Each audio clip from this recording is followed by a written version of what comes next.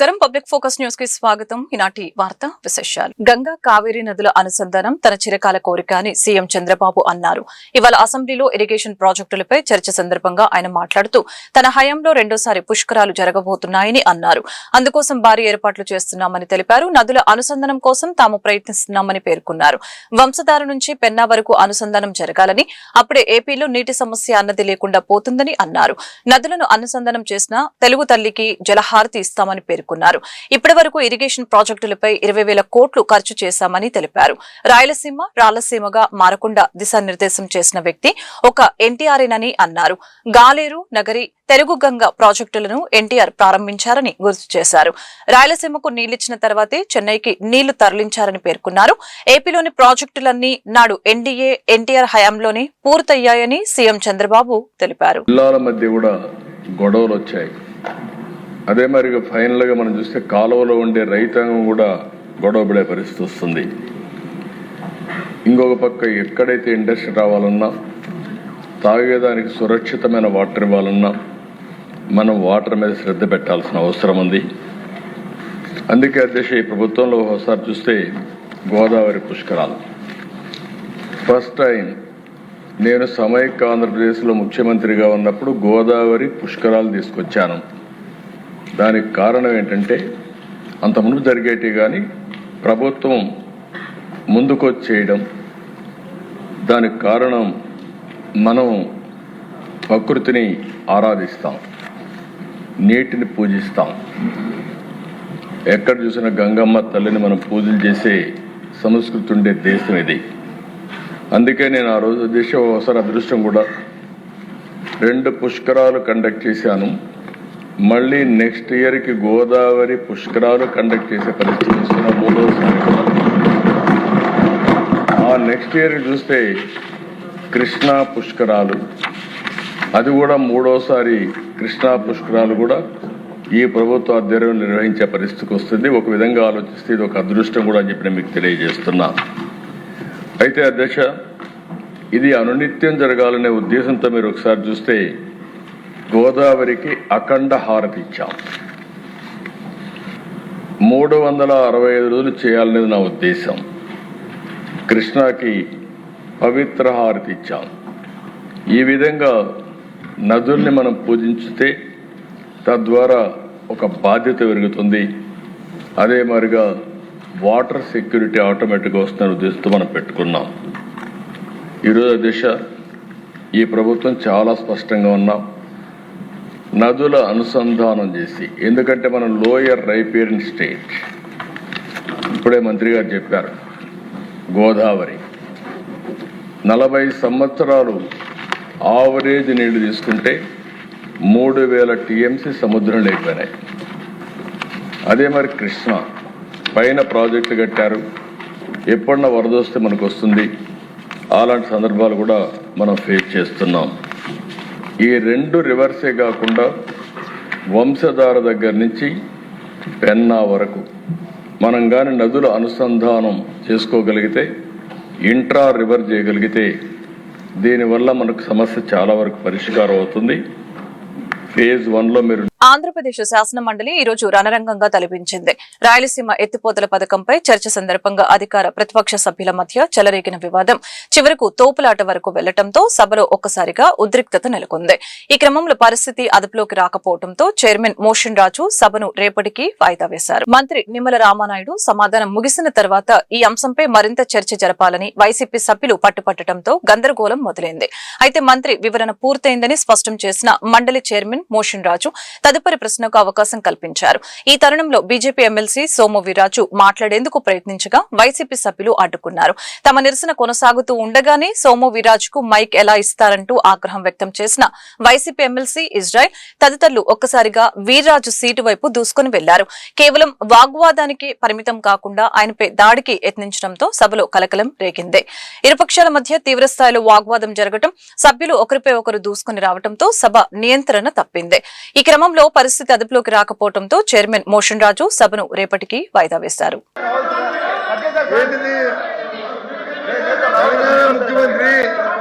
తెలంగాణ ముఖ్యమంత్రి గవర్నమెంట్ రేవంత్ రెడ్డి గారు తెలంగాణ అది వాస్తవం చెప్పారండి. రెండోది ఇరిగేషన్ మినిస్టర్ గారు అన్ని చెప్పారు. సార్ కూర్చోండి, అలేపి గారు కూర్చోండి, అలేపి గారు కూర్చోండి సార్. సెకండ్ క్వశ్చన్కి వచ్చేసాం.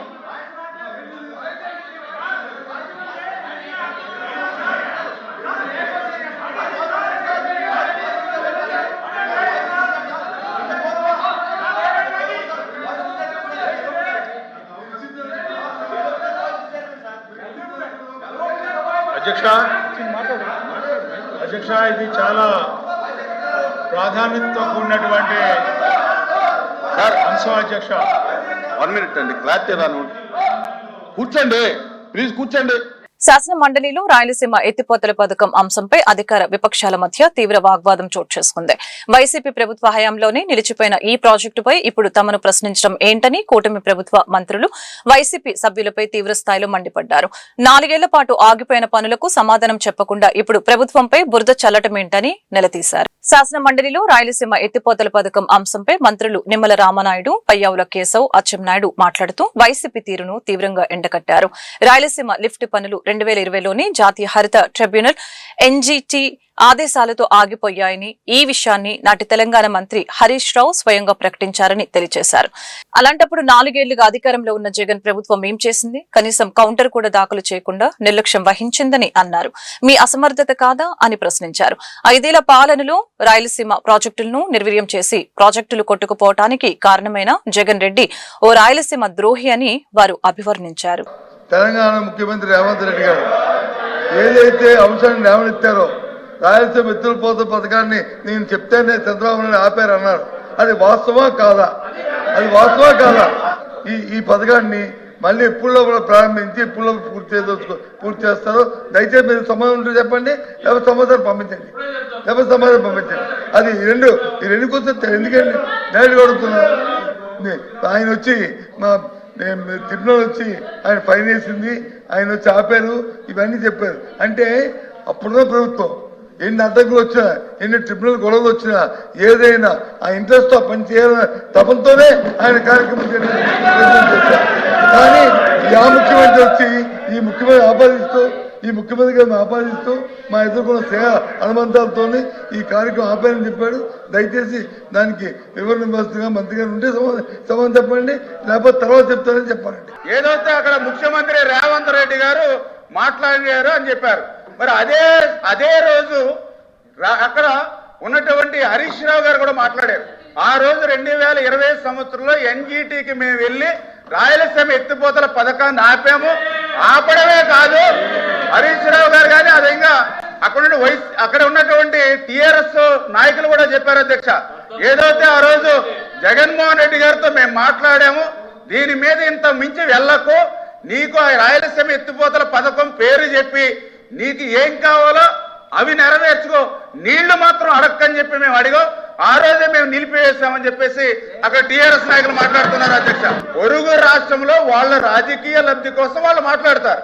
ఇక్కడ వాస్తవాలు ఏంటనేది మనం అంగీకరించవలసిన అవసరం ఉంది. నేను చాలా క్లియర్ గా చెప్పాం. మరి బొత్స సత్యనారాయణ గారు సీనియర్ మంత్రి అయినా ఆయన కూడా 2020లో జగన్మోహన్ రెడ్డి, చంద్రబాబు నాయుడు గారు ఎన్జీటీ దానికి స్టే ఆర్డర్ ఇచ్చినప్పుడు అక్కడ ఏదైతే దాని మీద 2.6 కోట్ల రూపాయలు పెనాల్టీ విధించినప్పుడు చంద్రబాబు నాయుడు గారు, జగన్మోహన్ రెడ్డి ముఖ్యమంత్రి అంటే తెలుగు రాష్ట్రాల్లో సంచలనం సృష్టించిన లిక్కర్ స్కామ్ కేసులో కీలక పరిణామం చోటు చేసుకుంది. ఈ కేసులో నిందితుడు పరారీలో ఉన్న ముప్పిడి అవినాష్ రెడ్డి గురువారం విజయవాడ సిట్ ఆఫీస్ లో లొంగిపోయారు. ఏపీ లిక్కర్ స్కామ్ కేసులో A7 గా ఉన్న అవినాష్ రెడ్డి గతంలో ఏపీ హైకోర్టులో బెయిల్ కోసం పిటిషన్ దాఖలు చేశారు. హైకోర్టు బెయిల్ ఇవ్వడానికి నిరాకరించింది. దీంతో అప్పటి నుంచి అవినాష్ రెడ్డి పరారీలో ఉన్నాడు. మంగళవారం జరిగిన విచారణలో ధర్మాసనం కీలక ఆదేశాలు జారీ చేసింది. అవినాష్ రెడ్డికి ముందస్తు బెయిల్ ఇచ్చే ప్రసక్తే లేదని, ఈ నెల 26వ తేదీ లోపల సంబంధిత విచారణాధికారి ముందు స్వయంగా లొంగిపోవాలని డెడ్ లైన్ విధించిన విషయం తెలిసిందే. చట్టం ముందు లొంగిపోయిన తర్వాతే నిబంధనల ప్రకారం సాధారణ బెయిల్ కోసం దరఖాస్తు చేసుకోవాలని సూచించింది. ఈ నేపథ్యంలోనే గురువారం అవినాష్ రెడ్డి విజయవాడ సిట్ ఆఫీస్ లో లొంగిపోయారు. కూటమి ప్రభుత్వం స్వర్ణాంధ్ర విజన్ 2047 లక్ష్యంతో పనిచేస్తుందని మంత్రి డోలా బాలవీరాంజనేయ స్వామి చెప్పారు. ఈ విజన్ కు అనుగుణంగా సచివాలయాల విధుల్లో మార్పులు చేస్తామని వెల్లడించారు. సచివాలయాల పేర్లను స్వర్ణ గ్రామం, స్వర్ణ వార్డులుగా మారుస్తూ చట్ట సవరణను ప్రతిపాదించినట్లు తెలిపారు. ఏపీ శాసనసభలో గ్రామ వార్డు సచివాలయాల చట్ట సవరణ బిల్లుకు ఆమోదం లభించింది. ఈ బిల్లు ద్వారా రాష్ట్రంలోని గ్రామ వార్డు సచివాలయాలను ఇకపై స్వర్ణ గ్రామం, స్వర్ణ వార్డులుగా పిలుస్తారు. గురువారం మంత్రి డోలా బాల వీరాంజనేయ స్వామి ఈ బిల్లును అసెంబ్లీలో ప్రవేశపెట్టారు. కూటమి ప్రభుత్వం స్వర్ణాంధ్ర విజన్ 2047 లక్ష్యంతో పనిచేస్తుందని, ఈ విజన్ కు అనుగుణంగా సచివాలయాల విధుల్లో మార్పులు చేస్తామని ఈ సందర్భంగా తెలిపారు. సచివాలయాలు చాలా చోట్ల అద్దె భవనాల్లో నడుస్తున్నాయని, ప్రభుత్వ భవనాలు ఉన్న చోటికి వాటిని మారుస్తున్నామని మంత్రి తెలియజేశారు. జిల్లా స్థాయిలో జాయింట్ కలెక్టర్ స్థాయి అధికారిని గవర్నింగ్ బాడీగా నియమించామని మంత్రి డోలా బాల వీరాంజనేయ స్వామి పేర్కొన్నారు. సాధించే దిశగా ప్రతి వార్డు, ప్రతి గ్రామాల్లో కూడాను స్వర్ణాంధ్రని లక్ష్యాలను చేరుకోవాలనే సంకల్పంతో ఏదైతే ఈ గ్రామాల్లో ఉన్నటువంటి శాఖల్ని స్వర్ణ గ్రామము, స్వర్ణ వార్డుగా నిర్దేశించుకొని ఈ వాటిలో ప్రభుత్వం తరఫున క్షేత్రస్థాయి వరకు పరిపాలనకు పౌర సేవా కేంద్రాలుగా పనిచేయాలనే ఒక లక్ష్యంతో ఇందులో మార్పు చేయడం జరిగింది అధ్యక్ష. ఈ మెరుగుపరిచిన డేటాబేస్ మద్దతుతో అనేక రకాల ప్రభుత్వ సేవలు ప్రజల ఇంటి వద్దకే అందుబాటులో ఉంచుతున్నాం అధ్యక్ష.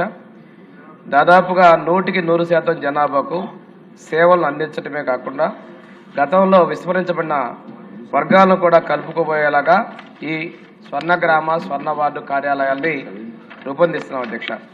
దీనిలో కూడా స్వర్ణ 13వ వార్డు ఫలానా ప్రాంతం అనేది నిర్దేశిస్తూ ఆ ప్రాంత ప్రజలకి లక్ష్యంగా స్పష్టంగా ఏదైతే స్వర్ణ వార్డు కార్యాలయంలో సేవలు ఉన్నాయో అవి లక్ష్యంగా నిర్దేశించే విధంగా పేర్లు సూచిస్తున్నాం అధ్యక్ష. అదేవిధంగా స్వర్ణ గ్రామం పేరును కూడా అదేవిధంగా నిర్దేశిస్తున్నాం అధ్యక్ష. ఇందులో ఉన్నటువంటి అన్ని విభాగాల వాళ్ళకు కూడా ప్రమోషన్లు కల్పించాలని ముఖ్యమంత్రి గారు ఆదేశించున్నారు. కొన్ని డిపార్ట్మెంట్లు అయితే ఆ డిపార్ట్మెంట్లో 2-3 డిపార్ట్మెంట్లు కలిసి ఉన్నాయి కాబట్టి ఆ శాఖల ద్వారా వాళ్ళకి ప్రమోషన్ కల్పిస్తున్నాం అధ్యక్ష. నేను మీ సభ ద్వారా మీకు తెలియజేస్తున్నాను, ప్రతి ఒక్క విభాగంలో ఉన్న ఉద్యోగికి కూడా ప్రమోషన్ ఛానల్ కల్పించేందుకు మన ప్రభుత్వం సిద్ధంగా ఉంది అధ్యక్ష.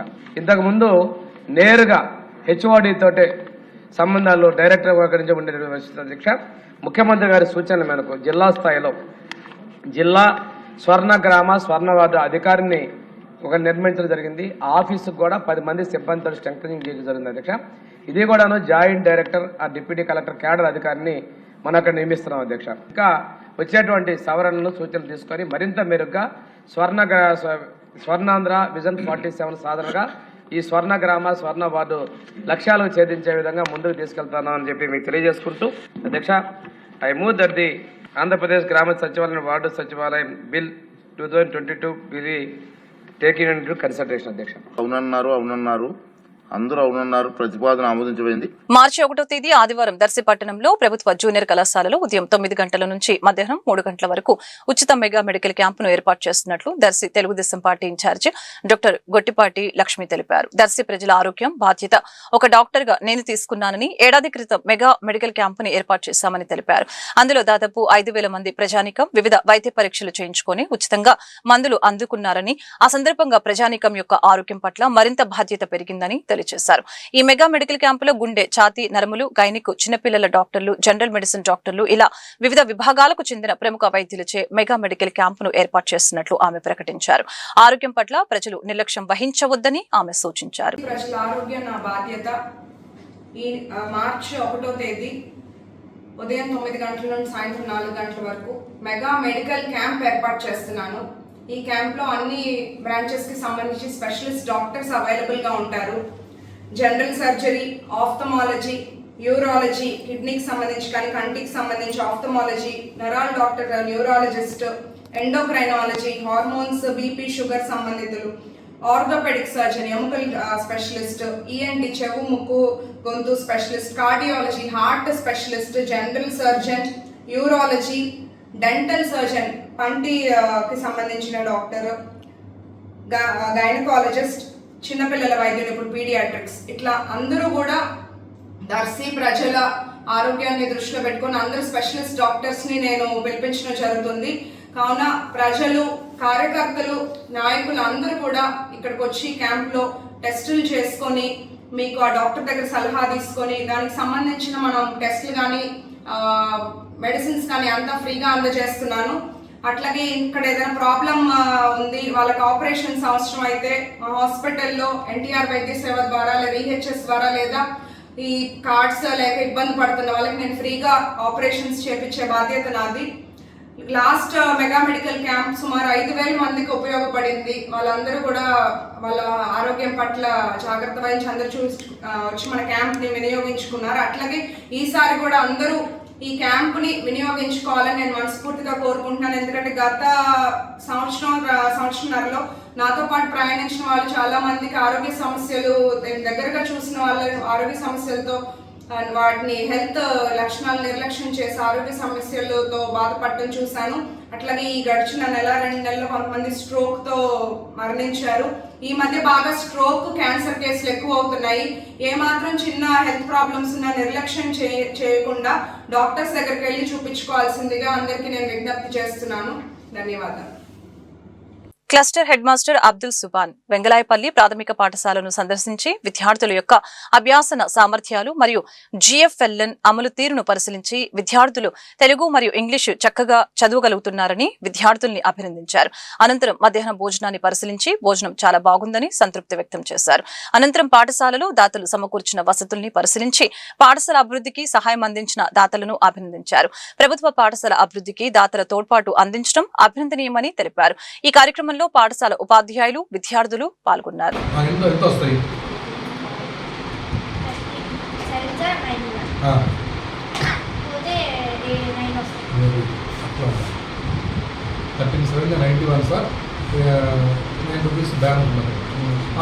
కూడా మళ్ళా కళాకారులు అట్లా ఓపెన్ చెప్పాలి.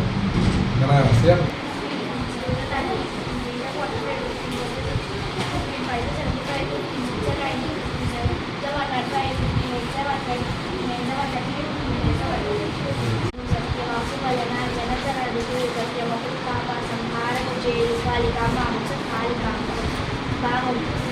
కలకాలం పేద నిలబడి ఉంటుంది. సత్యవాకు వల్ల జగతి నడుస్తుంది. సత్యాన్ని ఆచరిస్తే కాపాడండి. Penny and all that remained in his pockets was a piece of dry bread. As he passed by an eating house, he saw several people sitting around the fire and eating drinking. On the fire there was a large ప్రకాశం జిల్లా దర్శి పరిధిలోని తాళ్లూరు మండలం తూర్పు గంగవరం ప్రాంతంలో పాల సేకరణ కేంద్రాలపై food safety అధికారులు ఆకస్మిక తనిఖీలు నిర్వహించారు. గంగవరం సమీపంలోని సోమవరపాడు వద్ద ఉన్న హాట్సన్ మిల్క్ సెంటర్ మరియు ఎంఎస్ఆర్ మిల్క్ ప్రోడక్ట్ యూనిట్ల నుంచి పాల నమూనాలని సేకరించారు. ఈ నమూనాలను పరీక్షల కోసం చెన్నైలోని ప్రయోగశాలకు తరలిస్తున్నట్లు ప్రకాశం జిల్లా అసిస్టెంట్ ఫుడ్ కంట్రోలర్ వేణుగోపాల్ తెలిపారు. ల్యాబ్ నివేదిక ఆధారంగా పాలలో కల్తీ నిర్ధారణ అయితే సంబంధిత సంస్థలపై కఠిన చర్యలు తీసుకుంటామని హెచ్చరించారు. ఆహార భద్రత ప్రమాణాలు ఖచ్చితంగా పాటించాలని అధికారులు పాల సేకరణ కేంద్రాలకు సూచించారు. తాళ్లూరు మండలం సోమవరపాడు గ్రామంకి తనిఖీలు మిల్క్ యూనిట్స్ తనిఖీలు నిర్వహించడానికి రావడం జరిగింది. ఈ నేపథ్యంలో ఇక్కడ మిల్క్ చీలింగ్ యూనిట్స్, అనో డైరీ మిల్క్ చీలింగ్ యూనిట్ ఒకటి, Hatsun dairy milk chilling units check చేయడం జరిగింది మరియు శాంపిల్స్ లిఫ్ట్ చేయడం జరిగింది.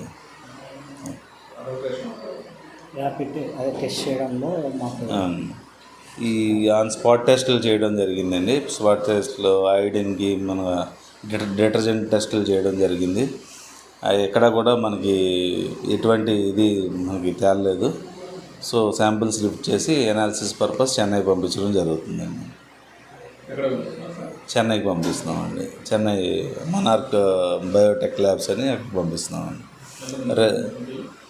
మొత్తం నేను మా ఇన్స్పెక్టర్స్, డివిజన్ 2 ఇన్స్పెక్టర్ శివతేజ మరియు సిబ్బంది వచ్చామండి. మొత్తం 4 శాంపిల్స్ లిఫ్ట్ చేయడం జరిగింది. ఈ కంటిన్యూస్ ప్రాసెస్ అండి. ఇకపైన డైలీ జరుగుతుంది మిల్క్ యూనిట్స్. ఎర్లీ మార్నింగ్ కూడా రేపు కూడా early morning loose milk supplies target చేసి చూస్తాము.